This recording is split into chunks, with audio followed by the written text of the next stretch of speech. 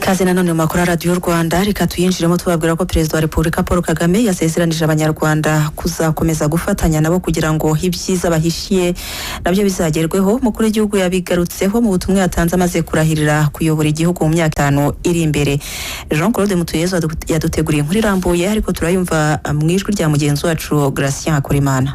Perezida wa Repubulika Paul Kagame yarahiriye imbere y'ibihumbi by'abanyarwanda n'inshuti z'u Rwanda ziganjemo abakuru b'ibihugu n'abandi banyacyubahiro bakomeye bari bateraniye muri stade Amahoro mu mujyi wa Kigali. N'indahiro yakiriwe na Perezida w'Urukiko rw'Ikirenga Dr Nteziryayo Faustin. Uyu yashyikirije Perezida wa Repubulika ibirango bikuru by'igihugu birimo itegeko nshinga, ibendera n'ikirangantego cya Repubulika y'u Rwanda. Umugaba mukuru w'ingabo z'u Rwanda General Mubaraka Muganga we yamushyikirije ingabo n'inkota nk'ikimenyetso cyo kurinda ubusugire bw'igihugu no kubungabunga umutekano.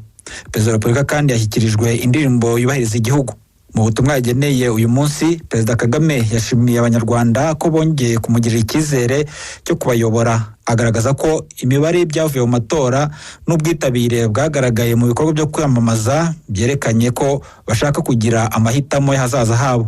Nishimiye kongera kubabera umuyobozi ariwe Perezida muri iyi manda nshya dutangiye.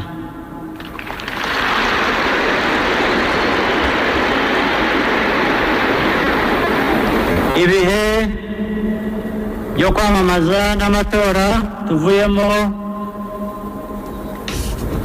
byatubereye twese abanyarwanda igihe cy'ibyishimo ndetse bigaragaza ko twanyuze.